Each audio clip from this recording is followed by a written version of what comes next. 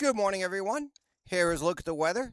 Today is the 19th of July, 2026. This is a look at your weather for the week ahead. So, of course, first thing in everyone's, whoops, my audio is working. Today is the 19th of. Yeah, you should be getting audio. I just tested it. So, you should be getting audio here. So, anyway, taking a look at what we got going on out there, of course, we have a developing tropical system in the eastern Gulf.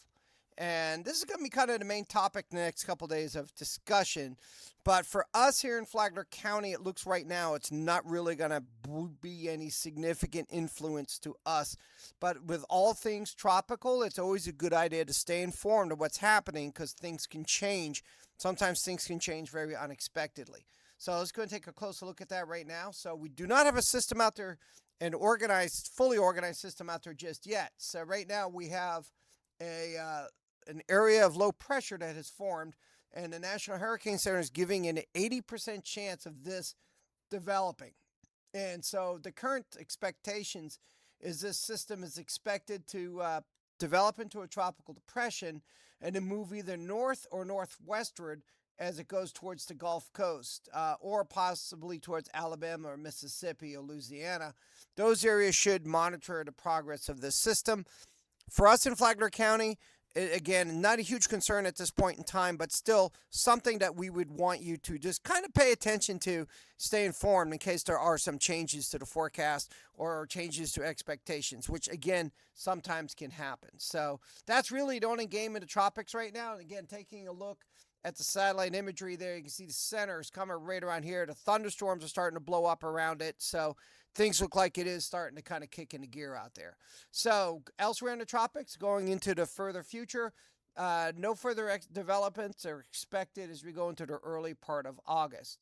So taking a look at our forecast here the next several days, you can see that low pressure developing out in the Gulf there, and then it kind of slowly moves off to the north and northwest as high pressure holds to the north of us, and big storm systems going through well off to our north, giving them a big severe risk up there. So speaking of severe risk, there is a marginal or low wind severe risk today in the western part of Flagler County.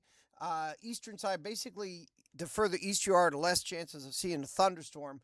But inland, there's a chance just anywhere in this dark green area, there could be one or two strong or severe thunderstorms in the afternoon. And the main concerns with any of this activity would be torrential downpours, potentially some strong winds, and the best chances between 3 and 9 o'clock tonight. So again, western parts of Flagler County, just be on the lookout for that. It does not mean that everyone's going to see severe or strong storms. It just means that in this dark area here, there will be a couple of them somewhere in here. That includes western Flagler County. So looking at the radar, you can kind of see the activity out over the Gulf associated with that tropical system out there. Again, well away from us. So let's go and talk about more details now. We're going to get into our local forecast and what's going to be expected here in Flagler County. For high temperatures today, mid 90s, and it looks like it kind of stays that way through this entire week. No big changes there. Looking at temperatures, what are low temperatures? And let's go and take a look at lows real quick. Daily low temperatures, again, pretty much the same thing. Mid 70s, warmer at the beaches through the whole week. So about 75 inland, near 80 at the beaches. Looking at the heat indexes now, because that is kind of an important number. The heat index is what your body responds to. And so it starts getting up there, especially tomorrow. We're getting up to near 110. Anything over 109 is heat advisory criteria.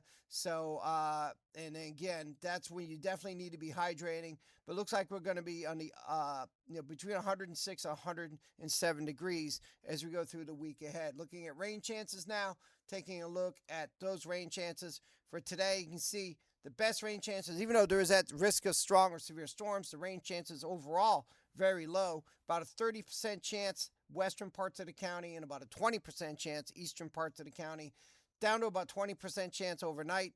And then tomorrow, a little bit better chance, about a 40 to 50% chance of showers and storms. And then tomorrow night, things dry out. And then really minimal rain chances for the rest of the week. We're not expecting to see very high rain chances. So just the risk of the odd shower or storm as we go through the week here, and taking a look at the rainfall amounts, how much rain are we going to see? 7-day total, maybe a half inch or so. So you can get an isolated area. You get a strong thunderstorm that pops up. You could get some isolated heavier amounts.